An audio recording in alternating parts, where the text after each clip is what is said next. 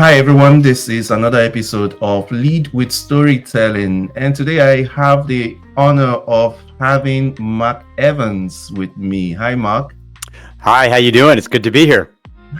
Great. Again, I've been following your work for years now, and again, it's a great honor to have you on to talk about how your work, your expertise, your career actually uses and drives or even advocates for the use of storytelling to drive brand growth with your clients and with your audience.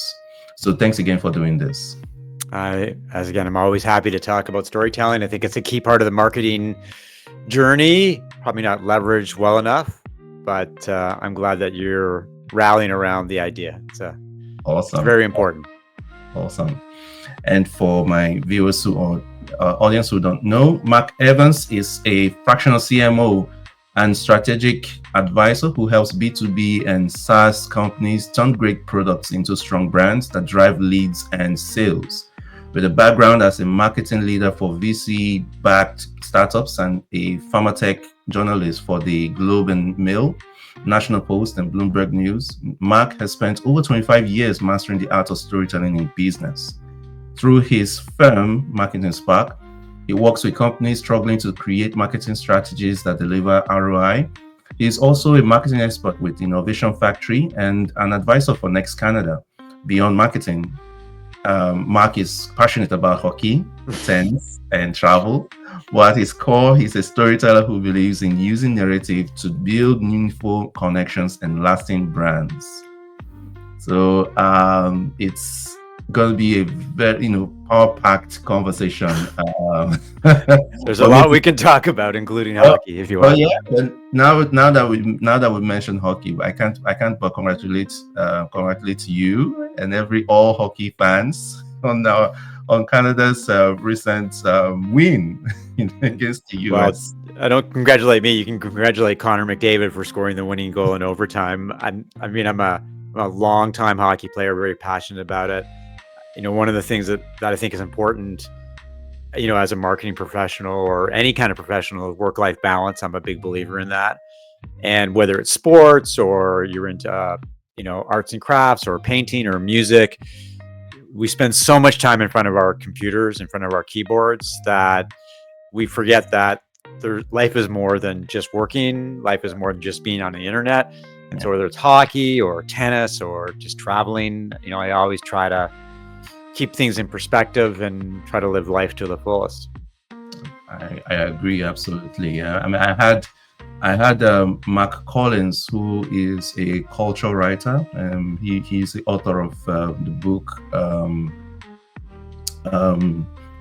For the Culture, and it's interesting. He has a very interesting background, almost just like you.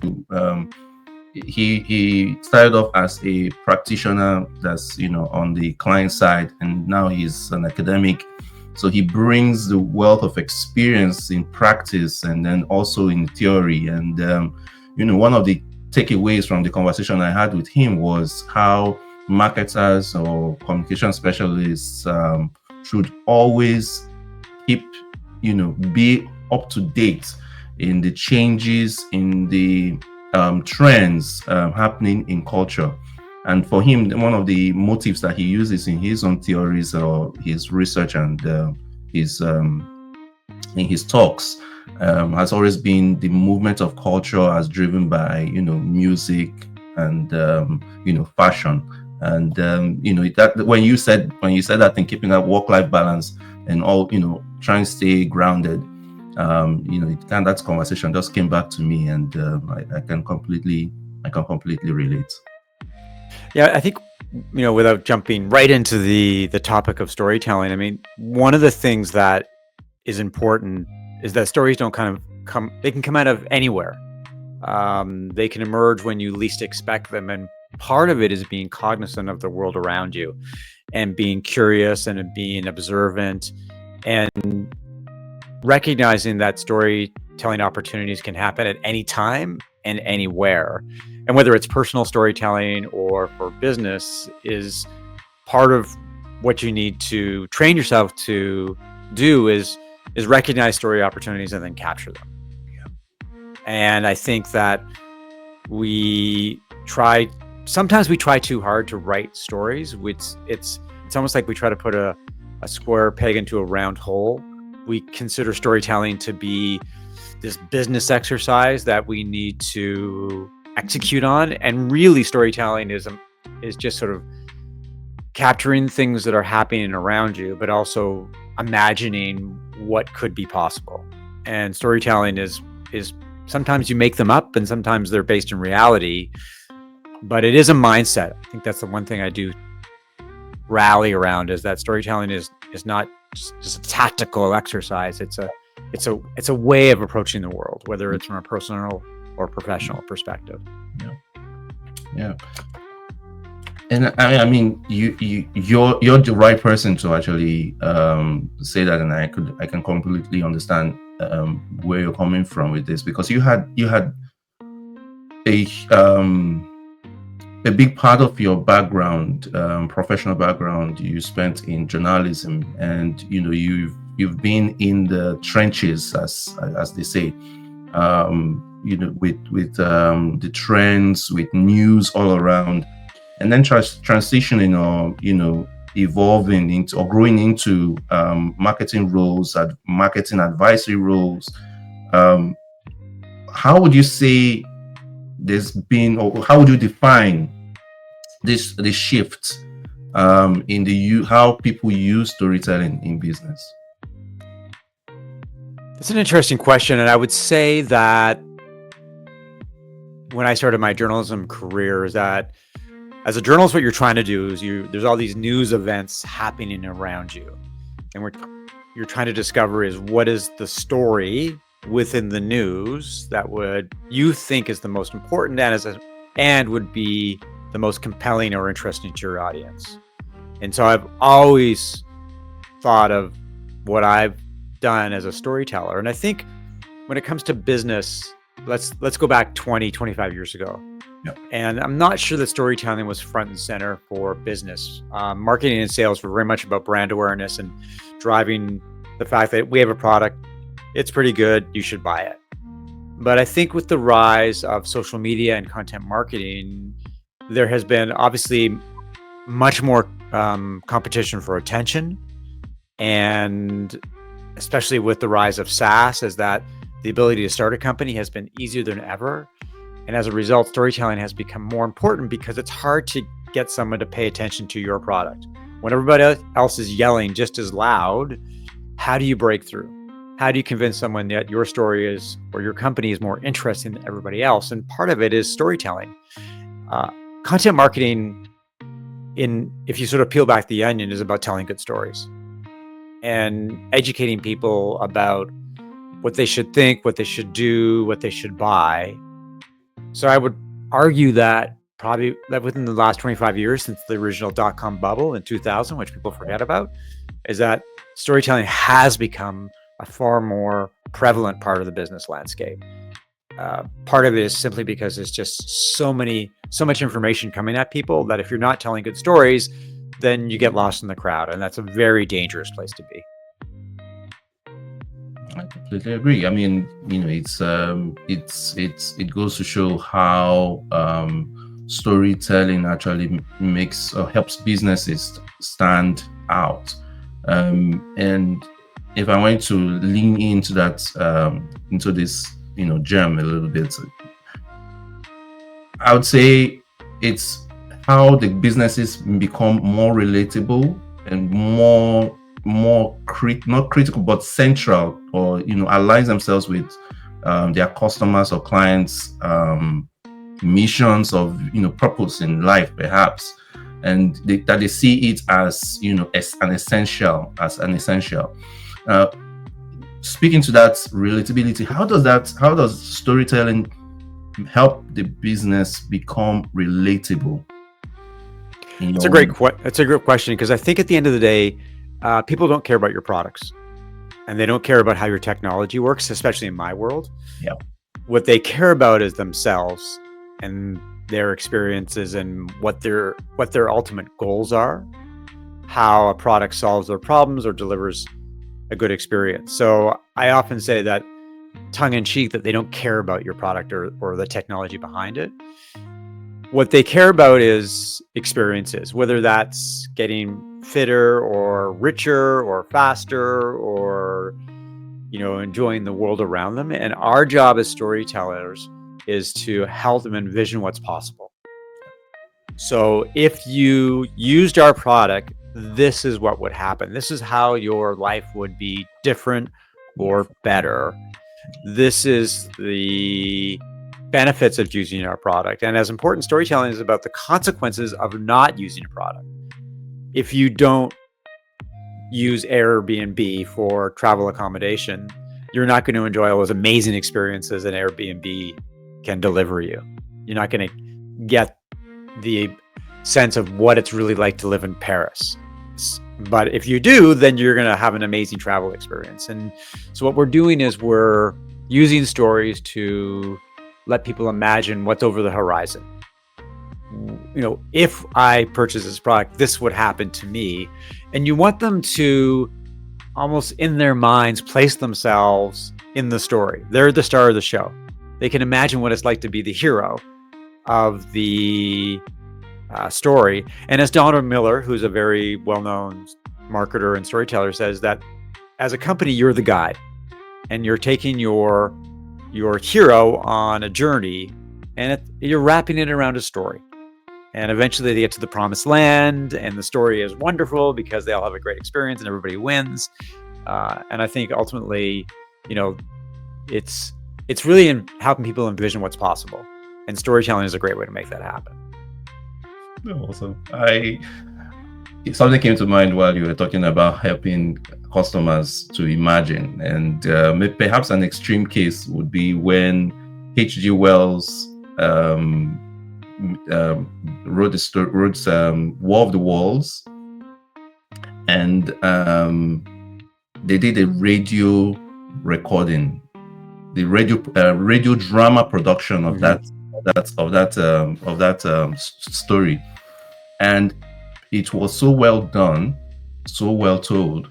People believed that it was real, that the world was coming, was being invaded, and it caused mayhem. As in, people were scrambling and were, fussing and everything. And I thought that was why we were talking. I don't know why that came to my mind. That that was an extreme case of where a story can actually take people away from reality and actually make them believe that something as far-fetched as alien invasion could actually be real.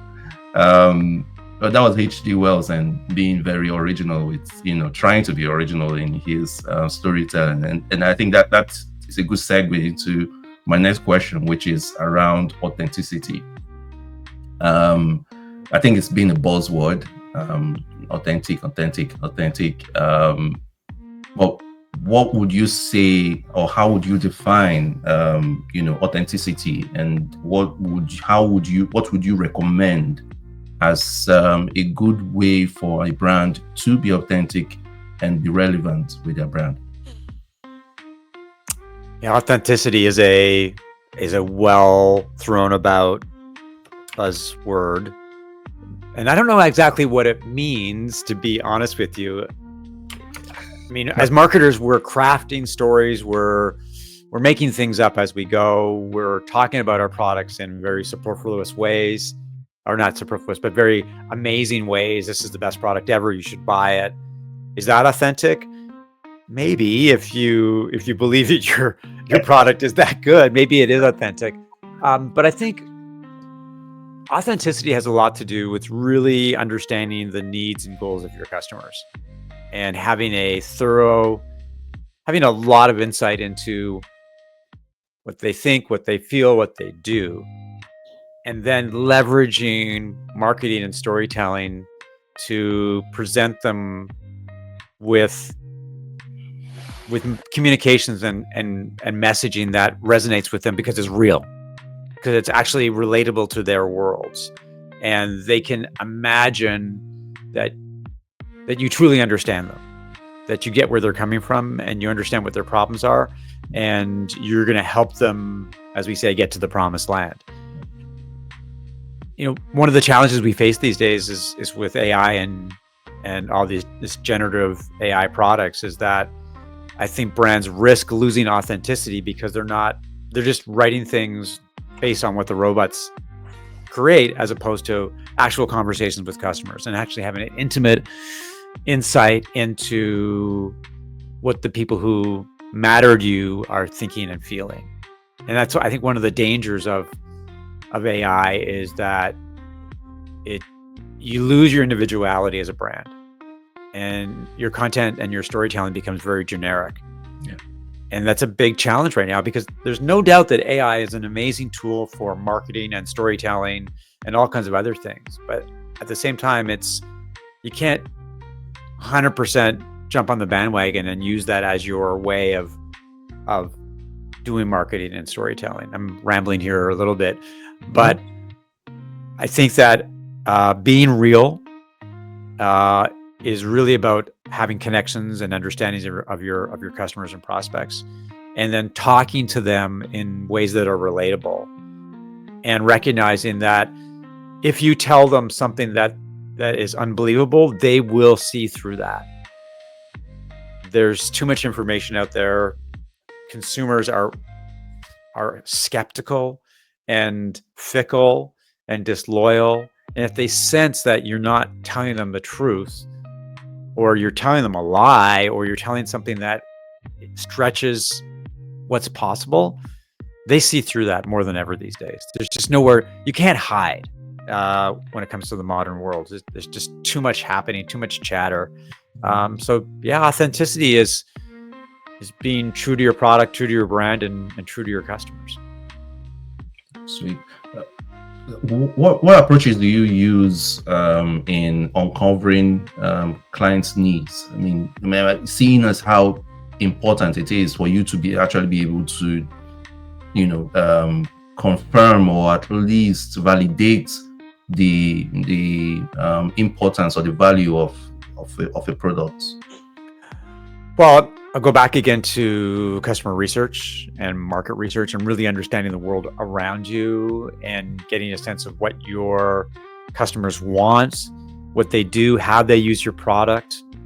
What does success look like to them, and really sort of knowing so much about your customers that you think like them, you act like them, you anticipate what their needs are, and how you can help them be more successful. So when I work with clients, one of my immediate asks is to talk to customers, and if possible, prospects.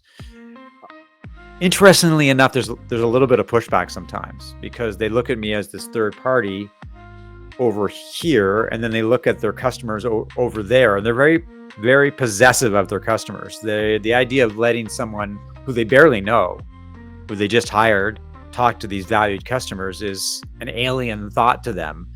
And what I say to them is, listen, I can't do my job unless I really understand where your customers are coming from. And they're like, okay, well, you can talk to them. Sometimes they want to be on the call, sometimes they don't. But what I try to do is not get them on the call, because when a customer talks to me, when the head of marketing is on the call, or the CEO, they're going to be biased. They're going to throttle their thinking, because they're afraid of saying something that they don't want the company to hear. Yeah. So I usually do it independently, and I ask simple questions. I just basically, how do you like the product? What do you like about the product? What don't you like it? What were you using before? Tell me about your world. I use something called the Jobs to be Done framework, which really understands how people actually use a product in their daily lives. And inevitably, they tell you great stories about how they're using products or how they're not using products, and they let their guard down, because you just have a conversation with them. You're not doing research, you're just talking to them, and eventually they'll tell you all kinds of really interesting things, good and bad, about a product. And as importantly, they'll tell you stories about how they're using it. and how it's either delivering what they need or it's not. And then you go back to the client and you go, hey, this is what I learned. This is the stories that they told me. This is the insights that we should use to move forward strategically and tactically. So again, my world is very much marketing 101. Talking to customers is 101. Storytelling is 101. Doing marketing where your customers, like you dance where the party's happening in the marketing world. Yeah. That's 101. So I'm not trying to reinvent the wheel or do something really sophisticated. It's all very basic. And I think the marketing world has come back to the basics. Yes. We've lived in this world where data has ruled our world, and everything is data-driven decisions. And I think we're coming back to the fundamentals, and that includes storytelling. I mean, that's powerful. I imagine your methodology involves some kind of painting a picture of what's a day like in your life or something like that, and how the product is how the product is centered, situated in their daily routine, more or less. That's the essence of it's called the jobs to be done framework. And what it's sort of like another way to do buyer personas, which I think are useless. Like most buyer personas are done improperly, and as a result, they don't reflect your prospects or customers. And then as a result, they usually collect dust because they're not very valuable. Yeah. The jobs to be done framework is all about intimately understanding how your customers do their jobs. Now, it could be from an accounting perspective, is that this is how I reconcile my finances. This is how I do expenses. This is how I track revenue. The minutia of doing your job on a daily basis. Yep. On the flip side, a job is also booking a trip to Paris. This is what I do to research. This is how I book the flight. This is how I book accommodation. This is how I figure out what I want to do and where I want to eat when I'm in Paris. Those are all jobs to be done. So as a company, you need to understand those jobs and then figure out what are the stories that we need to tell you, so that we make those jobs seem easier or better. So if I tell you a story as Airbnb about the experiences that you can have in Paris, whether it's eating escargot or climbing up the Eiffel Tower, and I tell you great stories about people who have done that, then that's going to inspire you or educate you or encourage you much more than saying the Eiffel Tower is a good place to go. You should go, right? It's 500 steps. I mean, so really, when you understand what your customers want and how they do it, then you can really start to think about, okay, how do we communicate them and how do we leverage storytelling to do that? Yeah. I mean, I think I want to ask. So we have small businesses, and you've dealt with every kind in that spectrum of size and scale. It's clear that small businesses don't have the wherewithal as big businesses or large scale companies in terms of marketing budgets. What a cost efficient or cost effective way do you suggest that they go about deploying some of these tools for their marketing? I don't think small businesses are any different than big businesses when it comes to marketing and storytelling. I think that it's all about knowing your customers and crafting marketing that resonates with them because that aligns with their interests and their needs. And talking to customers, whether you're a small or big business, costs nothing other than time. And I think one of the biggest weaknesses for any companies, especially small businesses, they don't talk to their customers. They're too busy. They take their customers for granted. They don't think their customers want to talk to them. And so as a result, they don't. And that is a huge mistake because customers, especially when it comes to small businesses, they love to be engaged. They want to be seen as valued. They have experiences that they want to tell you about if you ask them.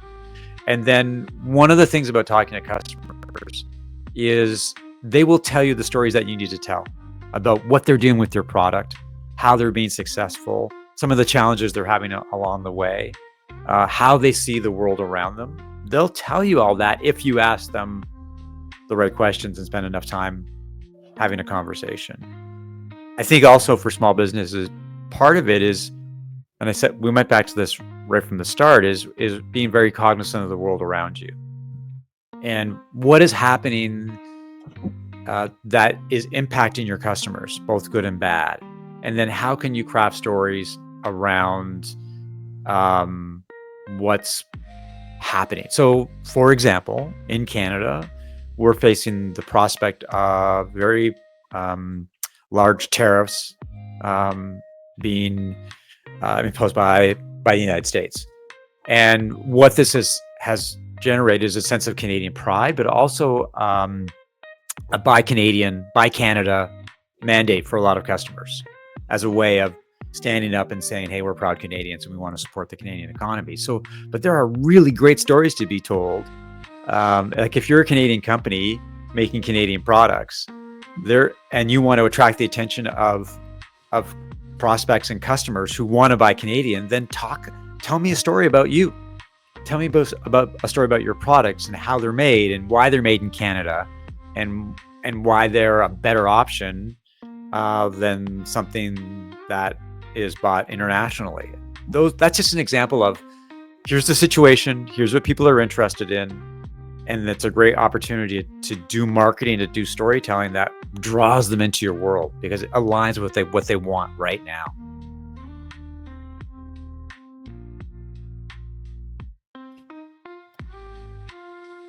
I know you mentioned a few things, so some limiting thoughts that small businesses have, and it got me thinking about some of the pitfalls that marketers should look out for when applying storytelling techniques to their marketing, or in using it in their toolkits.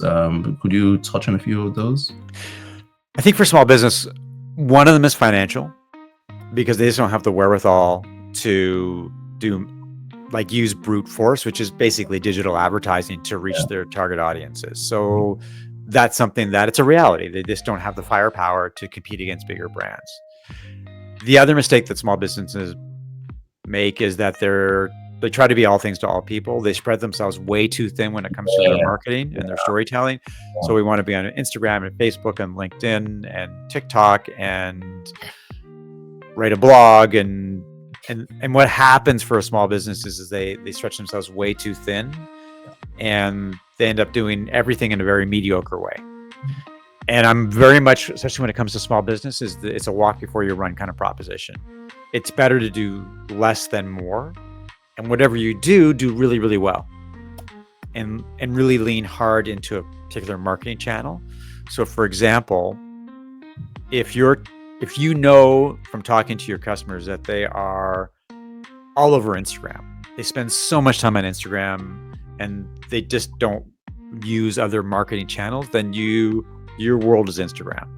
And you figure out, what do you need to do to attract customers, engage with them, tell them things that they want to know, create stories that resonate with them, and double down on one channel. And you can, as a small business, you can get away with one channel if you do it really well. And maybe in time, if you're feeling good, and then you expand to another channel. But I think the tendency is that a lot of small businesses, when it comes to marketing, panic. And they believe that if they're not everywhere doing everything, then no one's going to know that they exist. But one of the realities is for small businesses is brand awareness. Like I have lots of clients who have great products, but not enough people know that they actually have this amazing product. And I think that, they get intimidated by marketing, and as a result, what they do is very little, because they see marketing as an expense, as opposed to the fact that if you make the right investments in the right place, then it can deliver ROI. It can do what you need it to do. In some cases, it's brand awareness. In some cases, it's sales. But it's about being disciplined and being focused and basically aligning what you have, your resources, with what you want to do. I know you mentioned or hinted before about some of the mistakes. So I want to maybe just bring that in the conversation, or the risks, the opportunities and the risk of AI. But maybe we should just expand a little bit on how AI, the risk of AI and AI generated content, to strip brands of their humanity or even relatability. Maybe want to just expand on that. So AI is an amazingly powerful tool. There's no doubt about it. We should all be using AI. We should be using ChatGPT and all the other tools out there. Because if we don't, then it would be like someone deciding not to use the internet and relying on encyclopedias, because encyclopedias are the best tool ever. I mean, they were at one point really amazing tools. So we have to use AI, right? Do they still make encyclopedias in print? I know that this size now, but I don't know. I mean, they probably, a lot of things, you can't kill them. They continue to live, right? But so the thing about it is that you have to use AI. You have to. You can't ignore it, because it's just such a powerful tool. And if you don't, you're going to quickly get at a competitive disadvantage. That said, you have to be smart about how you use it. And you have to recognize that AI is not going to do 100% of the things that you want to do. It's not going to write all your content perfectly for you. It's not going to, give you all the strategic plans in detail that you need to go after your target audience. It's not going to craft you the perfect stories, because AI doesn't know your customers intimately. They don't know your market as well as you do. It doesn't keep up with the to's and fro's of the economic landscape. It knows tremendous a lot, but there's ways that you have to make a contribution to AI. Like, you have to work together to make it happen. I think that the risk right now, especially for small businesses who look at, say, I'm gonna buy ChatGPT Plus for $20 a month US. That's about, in Canada, that's probably about, I don't know, $30, $40, because our Canadian dollar is not worth much right now. And I'm going to use ChatGPT for everything. I'm going to use it because it's such an amazing, powerful tool, and I'm just going to cut and paste, and that's going to be it. Although ChatGPT and AI tools are improving, they're not perfect, and I believe they need human intervention. It's humans in the loop is what they call it, to to personalize them, to customize them, to make it resonate. But if you're just using ChatGPT, then at some point in your time, you're going to get caught out, because your content's going to look exactly like all the other companies that are using the same prompts that you are to generate that content. Because all ChatGPT and these AI tools is they aggregate all this information together, collectively sort of mash it together and give you something that, so it's not personalized.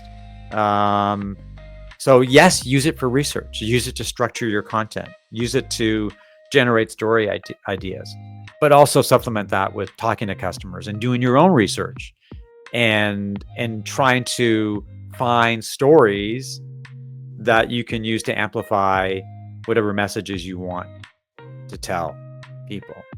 So get a subscription to ChatGPT. Use all the other AI tools out there to make yourself more productive, more efficient, and just sort of power your business forward. But it's a good thing to sort of as part of your diet, but it's not everything you should eat. I was just going to say, don't farm out your humanity. Yeah, because as a business owner, that especially when you're a small business owner, you have an intimate relationship with your customers. Yeah, exactly. It's like with a small business in particular, they're buying you, like me and you, Exactly. as much as they're buying a product. They're buying the product because they like you, they trust you, they feel that you're a good person who values their business. And so it's a leap of faith to buy a service or product from a small business, because it's a lot safer and smarter to buy it from a big business.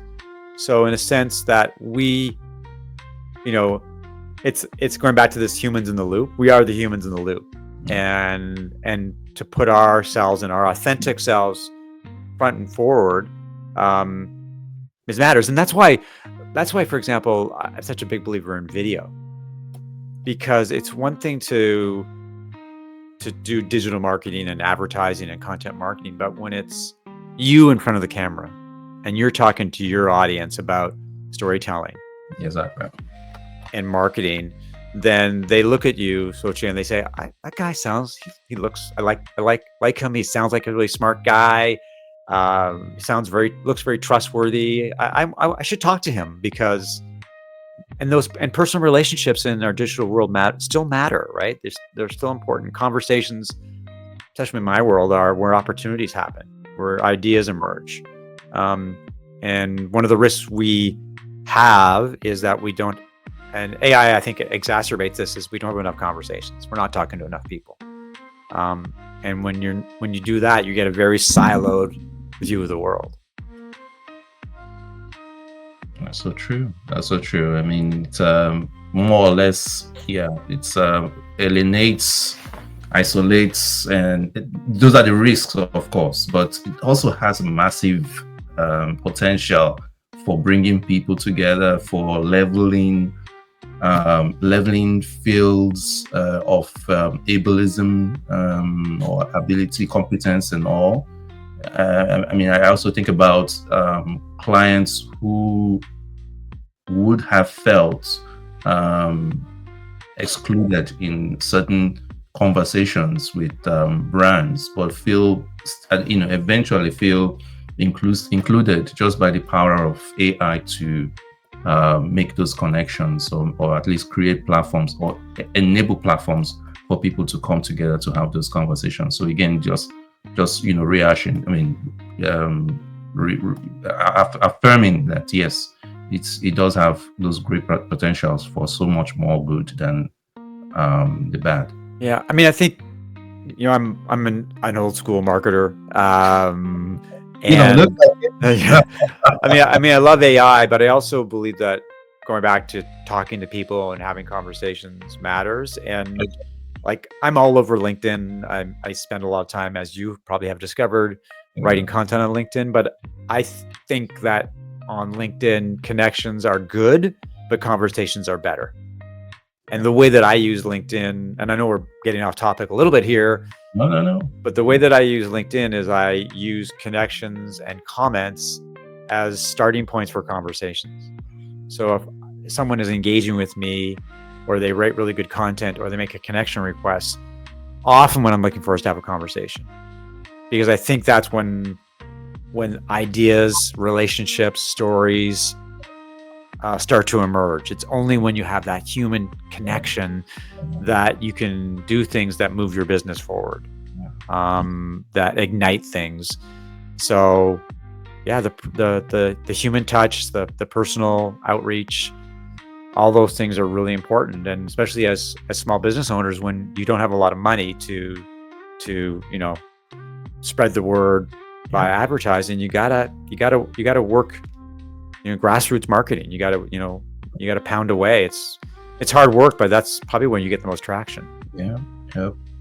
I learned something from you just now about how to actually leverage conversations to really draw out insights and propel and propagate ideas. That's something I'm going to take it hold really dearly. What do you see? How do you see the future of storytelling? Wow, how do I see the future of storytelling? That's a massive question. I would suggest that, and I've probably been waving the flag for a long time, is that storytelling is more important than ever. That there is simply too much competition for attention, people's attention.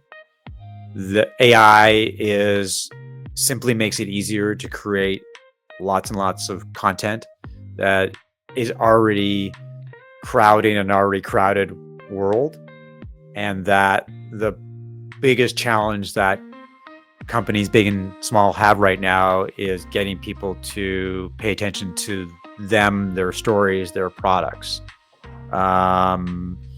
It's a noisy world, and it's just hard to capture the spotlight these days. So how do you do it? Well, I think storytelling is an important element of that, is just being really good storytellers and doing marketing that connects with your target audiences. And I think one of the things the point I should make is that, we look at storytelling and it's like, okay, stories are important, but what does that look like? How do I do it? And I think depending on your target audiences and how they like to listen to stories, it could be a video, it could be an infographic, it could be a LinkedIn post or a photograph. Yeah. There's lots of different ways that you can tell stories. It could be a flyer that you put on a pole that just tells tells something that's inspiring or creative or interesting. And storytelling really, when you boil it down, is just the ability to tell people something that gets them interested, makes them curious, gets them excited, gets them interested. I mean, there's lots of ways to tell stories. There's lots of different stories that you can tell, but at the end of the day, it's really about connecting with your target audiences. And sometimes I go back to the analogy of a teacher telling stories to 6-year-olds, who have attention spans that are about that big, right? So how do you get them to sit still for 20, 30 minutes? Well, you tell them stories that they find interesting, or it makes them curious, or it gets them scared, or it gets them excited. And the story can be from a book, it can be a play, it can be music. There's lots of different ways that you can, tell stories. But at the end of the day, you capture their attention, and you do whatever it takes to keep it. Because you know the kind of stories you need to tell to keep them sitting still for 20 minutes. And maybe that's the way to approach storytelling, is how would I attract the attention of my target audiences, and then how do I keep them interested, whether it's for 30 seconds or for 5 minutes or for 30 minutes. And that's just about going back to our original thesis about knowing your target audiences. Can you give me an example or give us an example of a brand that's nailed storytelling in the way that it makes its brand relevant? I've talked about Airbnb. The other company that I like to talk about is GoPro. That makes the cameras that people use to. And so GoPro, if you think about it, is just a very rugged camera that you can use to when you're outdoors or whatever activities you're using, right? But GoPro isn't really about, from a marketing perspective, from a storytelling perspective, it's not about building a rugged camera. It's about something that captures life's experiences, life's adventures. So it's you playing hockey or bike riding on the side of a cliff or skydiving or parachuting or swimming in a beautifully blue ocean. Those are all stories about what's possible, what's over the horizon. If you used a GoPro, you could tell stories like this. And those stories are inspiring, exciting, they're terrifying. If you jump out of a plane, that's a terrifying and exciting experience. And those are great stories. But what has made GoPro such a powerful marketing organization is that they're not the ones that are really telling the stories, it's their customers.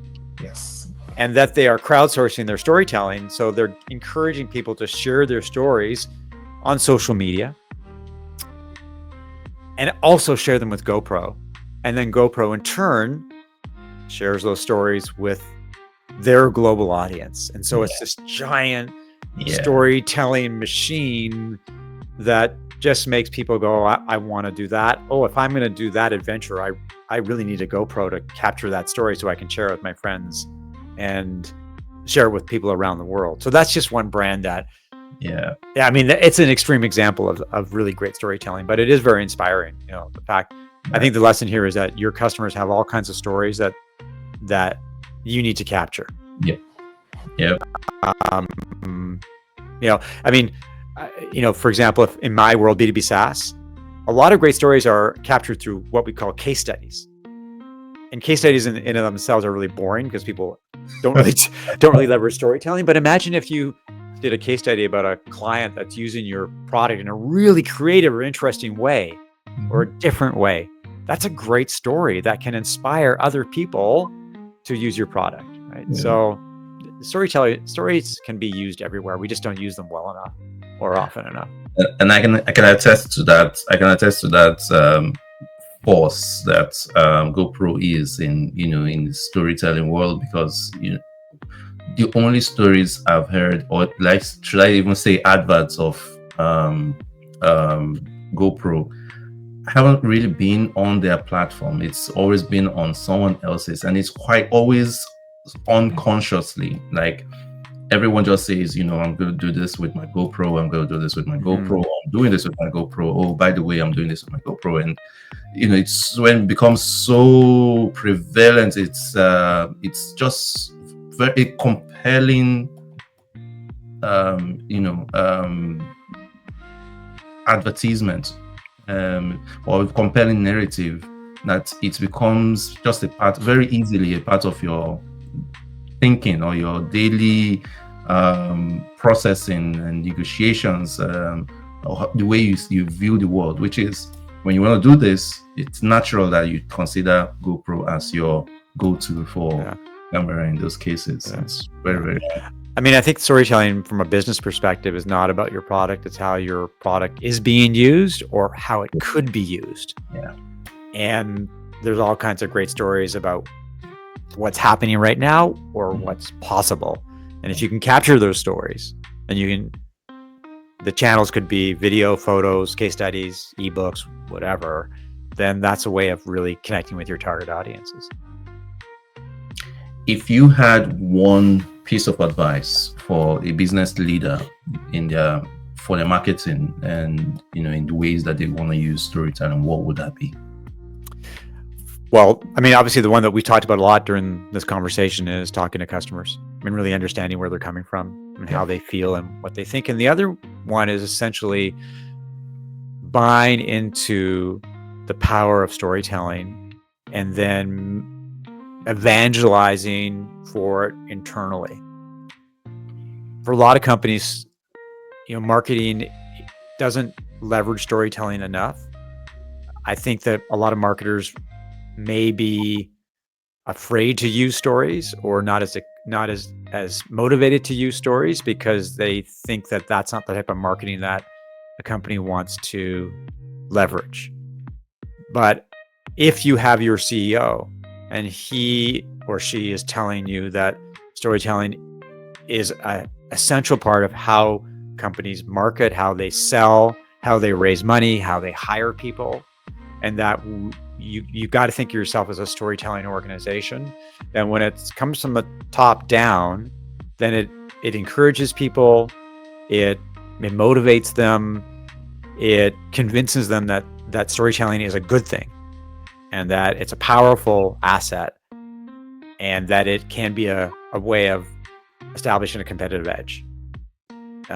So I think part of being a CEO is essentially recognizing that marketing is important, but a key part of marketing is storytelling. Awesome. Thank you so much, Mark. Before we go into the rapid fire questions, I'd say this is the point where you can plug your agency, Marketing Spark. So how you can just talk about what you do at Marketing Spark and how people can reach you. Yeah, I'm happy to talk, wave the flag and talk about what I do. So I work with B2B and SaaS companies. They have revenue between $1 million and $10 million. they are doing very little or no marketing, but they recognize that marketing is important. They just don't know how to get started or what to do or where to go. So they need somebody who can guide them strategically and tactically, help them figure out what kind of marketing they should be doing, and then helping them actually do marketing. So jumpstarting their marketing. And so, as I said earlier, a lot of what I do is around foundational work. So it's brand positioning, messaging, strategic planning, building websites, developing marketing and sales collateral, essentially building a marketing engine that helps them do the right things at the right time for the right people. And then as they grow, then they're going to need different types of marketing expertise. But I'm really a foundation builder. I build the engine, and then I work with companies in two ways: as a fractional CMO, which is a part-time CMO. It could be a half a day a week, 2 days a week, and then as a strategic advisor. And people ask me, what's the difference between the two? Well, a fractional CMO, you're not married, but you're dating really heavily. It's a very passionate relationship. And a strategic advisor, you probably see each other once a week. It's very casual.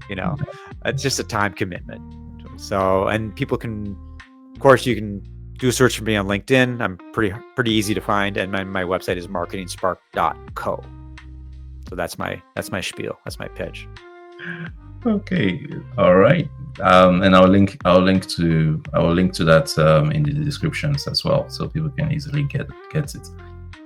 Okay, with that, we come to the rapid fire questions. You ready? Yep, fire away. What's your go-to comfort food? Blueberries. Thank you.